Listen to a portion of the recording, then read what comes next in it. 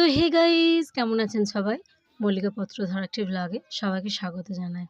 আজকে আমার যাওয়ার কথা ছিল অন্য জায়গায়। আজকে আমি চলে এসেছি আরেক জায়গায়। মানে আজকে আমার যাওয়ার কথা ছিল বোলপুর শান্তিনিকেতন দোল খেলতে। তো সেখানে যেতে পারিনি। তার কারণ হচ্ছে আমার বান্ধবীরা কেউই গেল না। তো মনের মানুষ একটা না সঙ্গে গেলে কেমন একটা লাগে বলুন?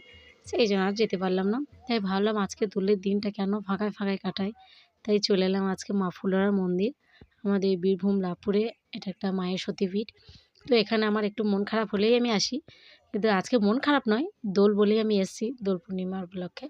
তো এখানে আমি একা, একা আসবো? তাই আমি আমার একটা বান্ধবীকে ফোন করে নিলাম।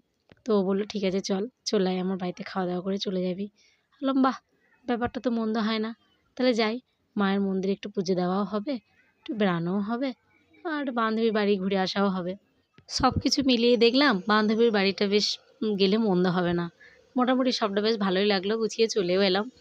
তো মায়ের মন্দিরে পুজো দিলাম, তারপর একটু ঘোরাঘুরি। হঠাৎ করে আবার আরেক বান্ধবীর সঙ্গে দেখা হয়ে গেল। বেশ ভালোই হলো। সেই বান্ধবীর সঙ্গে একটু আবির খেলে নিলাম।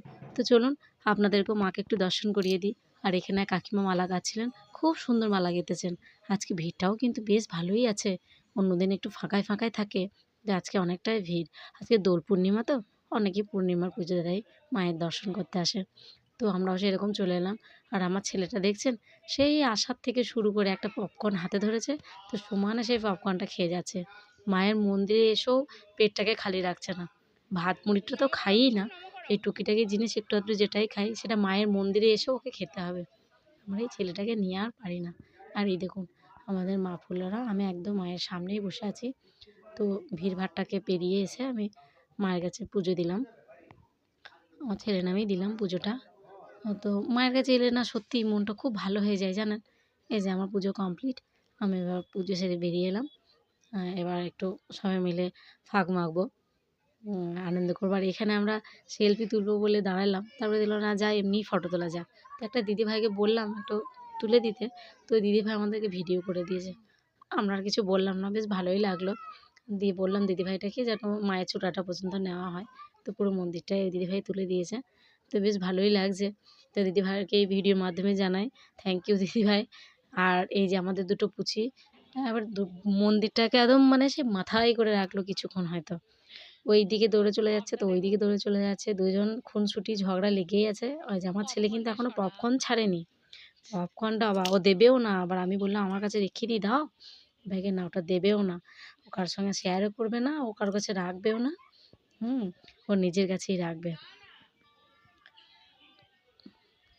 তো বেশ গল্প মজায় হোলি খেলায় মানে রঙে রাঙিয়ে দিনটা আমার দারুণ কাটলো, সুন্দর কাটলো।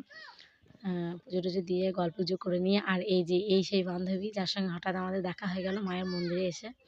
মনের আনন্দে সবাই মিলে একটু দোল খেলে নিলাম। বেশ ভালো লাগছিল। শান্তিনিকেতন যাইনি তো কী হয়েছে, এইখানেই উপভোগ করছিলাম। খুব ভালো লাগলো। অনেকেই এসেছিল আমাদের মতো, আরও অনেকেই দোল খেলছিল। ভালোই লাগছে। আমাদের বাঙালিদের কাছে এই দিনটা একটা স্পেশাল দিন বলুন। মনটা একটু অন্যরকমই মনে হয়। এই আনন্দ মজা করেই কাটালাম। আর এই পুচকি দুটো দেখুন, আর আমার পুচকিটা তো রং মাখতেই চায় না। মানে কিচ্ছু লাগাবে না। ওদের জোর-জবরদস্তি যদি কেউ দেয় তো তবেই। আর ওকে দেখুন, ওই পুচিটাকে দেখুন। ও কেউ মাখাচ্ছে না মাখাচ্ছে সেটা বড় কথা নয়। ও নিজে নিজেই তুলে নিজেই মেখে নিচ্ছে। বাবারে বাবারে! আমরাও যতটা আনন্দ করছি ওরাও ঠিক আমাদের সঙ্গে সমান আনন্দ করছে। আমারও বেশ ভালো লাগছে। আমার ছেলের হাতে আবির লেগে গেছে। ও এবার ধোবে পপকর্ন খাওয়ার জন্য। তো চলুন আমরা পুজো-টুজো সেরে এই বান্ধবীর বাড়ি চলে এসেছি। আমার একটু নতুন, নতুনই লাগছে। ফার্স্ট টাইম এসেছি। কিন্তু বান্ধবীর বাড়ির ফ্যামিলির লোকজন ভীষণই ভালো, খুবই ভালো। এইখানে এসেও আর রেহাই দিইনি। বাড়িতে এসে একটু বসে-টসে তারপর আমরা আবার বেরিয়ে পড়েছি দোল খেলতে। এই মোটামুটি যে চেনা মুখগুলো, পরিচিত মুখগুলো নিয়ে সবাই মিলে হই হট্টগোল করে আমরা দোল খেললাম। বেশ মজা করেই কাটালাম দিনটা। তা বান্ধবী এই যে স্পেশাল মেনু আমার জন্য বানিয়েছে। সুন্দর করে বেশ জাঁকজমক করে আমাকে খেতে দিয়েও দিয়েছে। আমি বসে পড়েছি লাঞ্চ টাইমে। সুন্দর করে খাওয়া-দাওয়ার খেলাম। আর আমার থালিটা এত সুন্দর করে সাজিয়েছে, আর আমার বান্ধবীর থালিটা একবার দেখবেন। আর ওইখানে জেঠিমা খেতে বসে গেছে। এই যে এটা হচ্ছে বান্ধবীর থালি। ও ডায়েট করছে। সেইজন্য ও সিদ্ধ ডাল, ঝোল এটা দিয়ে, আর আমাকে দেশ দুনিয়ার মানে ভাজা এটা ওটা সেটা দিয়ে আমাকে ইয়ে করেছে। খাওয়া-দাওয়ার পরে একটু রেস্ট নিয়ে বান্ধবীর বাড়ি একটু ঘুরে নিলাম। ওপরতলায় ও নতুন বাড়ি হচ্ছে। কি সুন্দর লঙ্কাগুলো ধরেছে দেখুন গাছে। খুব সুন্দর চাষ করেছে কিন্তু। নানা রকম ফুল, নানা রকম ফল, হ্যাঁ? লঙ্কা গাছে বেশ কটাই লঙ্কা ধরেছে, কটা স্ট্রবেরি ধরেছিল দেখলাম। কিন্তু ওটা আর দেখাতে পারলাম না। খুব ছোট্ট। তো চলুন বান্ধবীর বাড়ি খাওয়া-দাওয়ার পরে এবার বাড়ি ফিরি। বাড়িতে গিয়ে আবার বিকালে আমাদের হোলির একটা ব্যাপার আছে। হ্যাঁ, গ্রামের হোলি তো, একটু হরিনাম বেরোবে তার সঙ্গে আনন্দ মজা হই হুল্লোড় সেটাকে আর মিস করতে চাই না। সেই ছোটোবেলা থেকে এই জিনিসটাকে আমরা এনজয় করে আসছি। তো এই যে আমার ছেলে সঙ্গে, সঙ্গে এসেই একদম আমার মাকে রং মাখাতে শুরু করে দিয়েছে। আর মাও আমার ছেলেকে মাখিয়ে দিয়েছে, খুব খুশি। তো চলুন আমার ব্লগটা আজ এই পর্যন্তই। ফিরে আসছি পরবর্তী একটা ব্লগ নিয়ে। ভালো লাগলে লাইক করে দেবেন।